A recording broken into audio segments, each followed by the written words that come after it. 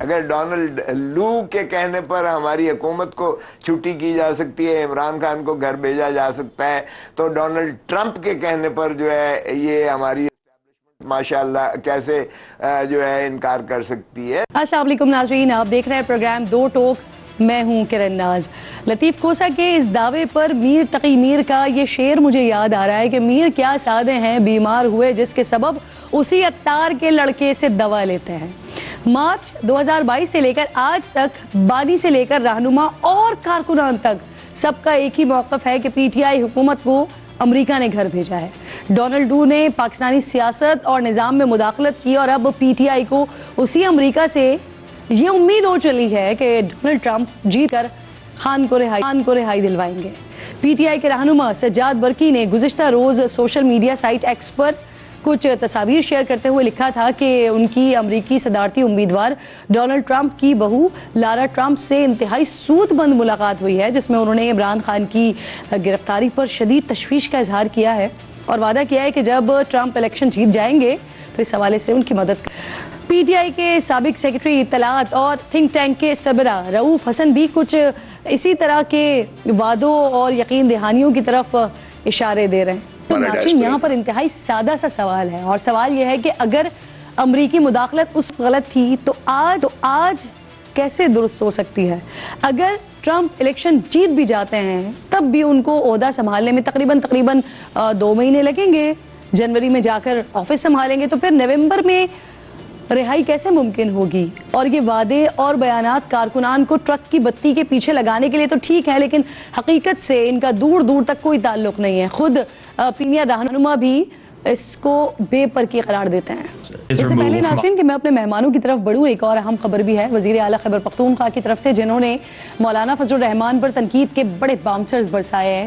علی امین گنڈا پور صاحب کہہ رہے ہیں کہ مولانا فضل الرحمان ہمیشہ اپنی بات سے مکر جاتے ہیں، انہوں نے ووٹ دینے سے منع کیا اور پھر آئینی ترمیم پر ریٹ بڑھوا کر ووٹ دے دیا۔ مالج اور قول و فعل میں تضاد چھوڑ دیں، حق کا کلبہ بلند کریں۔ مولانا فضل الرحمان بیچ میں کچھ دنوں کے لیے عوام کو ایک امید پیدا ہوئی تھی کہ شاید مولانا فضل الرحمان نے حق کا کلمہ پڑھ لیا اس عمر میں، کہہ کر کے جی ہم نہیں ہونے دیں گے، میرے خیال میں ریٹ بڑھوا رہا ہوگا اپنا۔ مولانا فضل الرحمان بات تو کر لیتا ہے لیکن پھر اپنی بات پھر بھی جاتا ہے۔ جی پارٹی کے لوگوں کو یہ کہوں گا کہ خدا کے لیے کوئی لیڈر کو سمجھاؤ کہ اس عمر میں بھی آپ مطلب ہے لالچ اور یہ باتیں چھوڑے۔ اور اسی سیاسی بیان بازی کے دوران ناظرین سپریم کورٹ میں ججز کی تعداد بڑھا کر 25 کرنے کا بل سینٹ کی قائمہ کمیٹی برائے قانون سے منظور ہو گیا ہے۔ تحریک انصاف اور جے یو آئی ایف کی طرف سے بل کی مخالفت کی گئی ہے۔ سینیٹر کامران مرتضیٰ نے حکومت پر الزام لگایا ہے کہ ججز کی تعداد بڑھا کر حکومت اپنی مرضی کے جج سپریم کورٹ میں لانا چاہتی ہے۔ انسداد دہشت گردی ایکٹ میں ترمیم کا بل بھی قومی اسمبلی میں پیش ہو گیا ہے، جس کے مطابق سیکورٹی اداروں کو دہشت گرد سرگرمیوں میں ملوث ہونے کے شبے میں کسی بھی شخص کو حفاظتی تحویل میں لینے کا اختیار دیا جائے گا۔ فورسز بغیر میں کے مشتبہ شخص کو 3 سے 6 ماہ تک تحویل میں رکھ سکیں گی۔ مشتبہ شخص سے تحقیقات کے لیے اعلیٰ سطح کی JIT تشکیل دی جائے گی۔ یہ ترمیمی ایکٹ 2 سال تک نافذ العمل رہے گا۔ ان تمام معاملات پر بات کرنے کے لیے پروگرام میں آج میرے انتہائی معزز مہمانوں میں شعیب شاہین صاحب پاکستان تحریک انصاف سے میرا ساتھ دیں گے، اس کے ساتھ ساتھ بیرسٹر عقیل ملک صاحب حکومتی ترجمان برائے قانونی امور میرے ساتھ موجود ہوں گے، اسلم غوری صاحب ترجمان جمعیت علماء اسلام میرے ساتھ موجود ہوں گے۔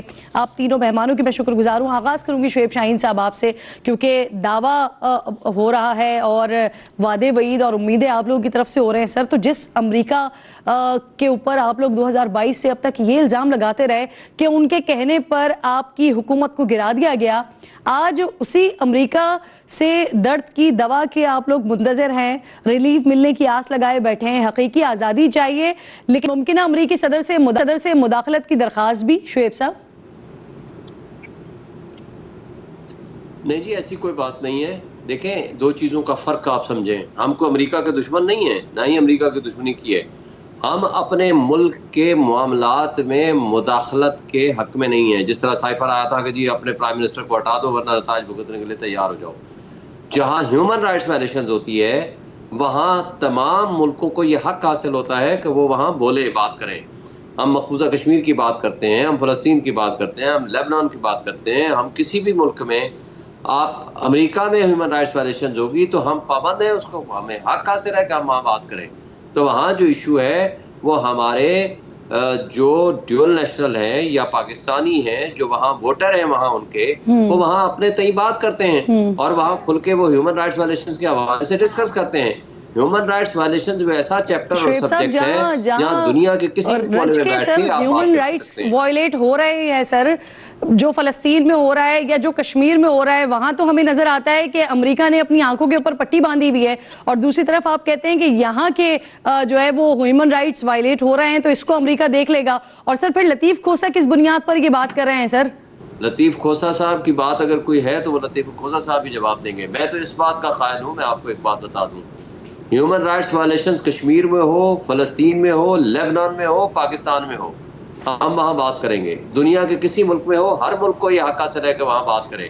لیکن جو سچویشن ان فارم 47 والوں نے یہاں پاکستان کے پیدا کر دی ہے. لطیف کھوسا صاحب نے یہ سٹیٹمنٹ دیا, رؤف حسن صاحب نے بھی اسی طرح کی بات کی, پھر آپ کی پارٹی کے برکی صاحب جو ہیں وہ سوشل میڈیا پر تصویریں پوسٹ کرتے ہیں, وہ بتاتے ہیں کہ ڈونلڈ ٹرمپ کی بہو سے جو ملاقات ہوئی ہے اس میں یہ امید ہوئی ہے واضح طور پر کہ جب وہ صدر بن جائیں گے تو اس کے بعد معاونت ہوگی, آپ لوگوں کی مدد ہوگی عمران خان کی رہائی میں. تو سر یہ آپ کی پارٹی کے ہی لوگ ہیں نا سارے, وہی بات کر رہے ہیں اور آپ انہی کی ترجمانی کر رہے ہیں یہاں پر. شعیب صاحب پہلی بات تو یہ ہے کہ وہ وہاں کے ووٹر ہیں.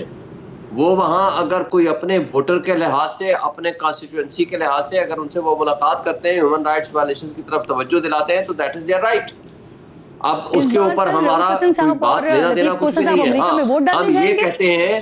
ہاں ہم یہ کہتے ہیں سن لینا, لطیف کھوسا صاحب سے آپ سوال کر لینا, میری بات تو میرے سے جواب لے لینا. میری بات یہ ہے کہ جہاں بھی بنیادی انسانی حقوق کی بدترین قسم کی خلاف ورزی ہو رہی ہے جو پاکستان میں ہو رہی ہے, یہ اتنا مقبوضہ کشمیر میں نہیں ہو رہا, وہاں یہ کہتے ہیں کٹ پتلی حکومت ہے, وہاں تو مودی کی پالیسی سٹیٹمنٹ دے دیں سر, آپ کیٹیگوریکلی بتا دیں پی ٹی آئی بطور پی ٹی آئی آپ سمجھتے ہیں کہ جب صدر بنیں گے ڈونلڈ ٹرمپ تو عمران خان کی رہائی جو ہے وہ ان کے ساتھ مشروط نہیں ہے؟ کوئی مشروط نہیں ہے, لیکن ہم یہ کہتے ہیں کہ پاکستان میں جو بدترین ہیومن رائٹس وائلیشنز ہو رہی ہے یہ انہوں نے پاکستان کا چہرہ داغ کر دیا ہے. ان فارم 47 والوں کے پاس مجھے بتائیں نا نواز شریف کس لیے وہاں امریکہ پہنچا ہوا ہے. یہ پاکستان کے خطے سے آپ کے اوپر خان صاحب نومبر میں رہا ہو جائیں گے, کیا پارٹی میں اس حوالے سے کوئی ڈسکشن ہوئی ہے شعیب صاحب؟ کسی قسم کی کوئی ڈسکشن نہیں ہے. ہم یہ سمجھتے ہیں کہ یہ پچھلے سال ان کو رہا ہو جانا چاہیے تھا. جو بدماشی انہوں نے قائم کر رکھی ہے, مجھے بتائیں, ایک کیس سے نکلتے ہیں دوسرے کیس میں ڈال دیتے ہیں, دوسرے سے نکلتے ہیں تیسرے میں ڈال دیتے ہیں. ان کے پاس ہے کون سا بڑا کیس؟ ایک کیس رہ گیا ہے. میں بار بار یہ سوال اس لیے اٹھا رہی ہوں سر, ڈونلڈ ٹرمپ, میں سنوں گی, بالکل آپ کی بات سنوں گی سر, آپ میری بھی تو سنیں سر. ٹھیک, آپ کا جواب آ گیا ہے شعیب صاحب, اسی لیے میں تھوڑا سا آگے بڑھنے جا رہی ہوں. سر وزیر اعلیٰ خیبر پختونخوا صاحب کے حوالے سے میں بات کرنا چاہ رہی ہوں آپ سے. انہوں نے مولانا فضل الرحمان صاحب کے اوپر جو آج باتیں کی ہیں, جو الزامات لگائے ہیں, ایک طرف آپ لوگ پارلیمنٹ میں ساتھ چلنے کی باتیں کر رہے ہیں اور جس طرح کا کردار مولانا فضل الرحمان صاحب نے 26ویں آئینی ترمیم کے دوران ادا کیا کہ آپ لوگ بھی باقاعدہ طور پر مطمئن دکھائی دیے, ان کے ساتھ کھڑے ہوئے دکھائی دیے. آج وزیر اعلیٰ خیبر پختونخوا صاحب ان کو یہ مشورہ دیتے ہوئے نظر آ رہے ہیں کہ وہ قول و فعل میں تضاد نہ کریں. انہوں نے ذرا سی چمک دمک دیکھی, ہم سے وعدہ کیا تھا ووٹ نہیں دیں گے, چمک دمک دیکھی اور انہوں نے اپنا ووٹ بیچ دیا. تو سر یہ اس طرح کے بیانات جو وزیر اعلیٰ دے رہے ہیں, یہ وہ اپنے تئیں دے رہے ہیں یا وہ پی ٹی آئی کی پارٹی پالیسی بتا رہے ہیں؟ دیکھیں, اس وقت تک تو میں نے نہ ان کا بیان سنا ہے, میں نہیں دیکھ سکا خبریں, اور نہ ہی میرے نالج میں ہے, اور نہ ہی میں نے اس حوالے سے کوئی ہماری پولیٹیکل کمیٹی یا کور کمیٹی کی میٹنگ ہوئی ہے جس کا میں کہوں کہ جی کون سی والی بات کس نے کیا کی ہے. باقی وہ مجھے نہیں پتا. ہاں ایک بات طے ہے کہ ہم 26ویں آئینی ترمیم کے خلاف ہیں اور ہم نہیں چاہتے تھے کہ ایسی ترمیم ہو, اور ہماری ایکسپیکٹیشن تھی کہ کوئی بھی پولیٹیکل پارٹی اس کو ووٹ نہ دیتی.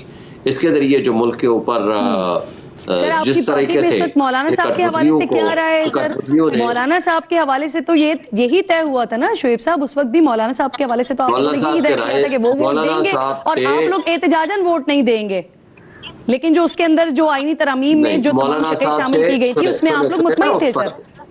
اس فرق مشترکہ فیصلہ تھا آپ دونوں جماعتوں کا. فرق یہ تھا, ہم مطمئن اس مسودے سے نہیں تھے. ہم مطمئن تھے جب انہوں نے کہا تھا کہ کانسٹیٹیوشنل بینچ ہوگا, آپ پہلا مسودہ ان کا پڑھ لیں, جس میں تھا 5 سینئر موسٹ ججز کانسٹیٹیوشنل بینچ کا حصہ ہوں گے. تو ہم نے کہا کہ یہ تو اچھی بات ہے, لیکن سبسیکوینٹلی جو مسودہ چینج ہوا ہم اس کے حق میں نہیں تھے، لیکن مولانا صاحب کے ساتھ ہماری ورکنگ ریلیشن شپ ہے بطور اپوزیشن پارٹی، اور ہم کوشش کریں گے کہ آئندہ بھی ہماری ورکنگ ریلیشن شپ برقرار رہے. باقی یہ چھوٹی چھوٹی چیزیں مجھے نہیں پتا کہ علی منگنڈا پور صاحب نے کیا بات کی ہے، تبدیل اور اگر ہونے سے انہوں نے کوئی پہلے بات کی تحریک ہے انصاف کے علم میں یہ تھا یا تبدیل ہونے کے بعد آپ کے علم میں آیا اور ترمیم منظور ہونے کے بعد آپ کے علم میں آیا؟ دیکھیں نہیں میرے خیال جو آخری ملاقات ہوئی تھی اس دن بھی ہماری جو کمیٹی گئی تھی انہوں نے کھل کے کہا تھا کہ ہمارا اس مسودے سے اعتراض ہے، ہم اس کو ایکسیپٹ نہیں کرتے. جو پہلے والا مسودہ تھا to the extent of the constitutional benches جو سینئر موسٹ 5 ججز پہ مشتمل ہیں، اس کی حد تک میرا خیال ہے کہ ہماری کمیٹی نے وہ بالکل واضح طور پر کانسنٹ دی تھی، اور ہماری لیگل جو کمیٹی ہے اس کے بارے میں بھی ہماری ایک کانسنٹ تھی کہ یہ ایک اچھی بات ہے. لیکن اور یہ مطالبہ لیگل بار کونسلز اور بار ایسوسیشنز بھی کرتی رہی ہیں، لیکن اس کے بعد جو کچھ ہوا ہے اس حوالے سے ہمیں اس مسودے پہ اوپر بھی اعتراض تھا اور ووٹ دینے پہ بھی اعتراض تھا. صحیح، بہت بہت شکریہ آپ کا. شعیب شاہین ساتھ موجود تھے.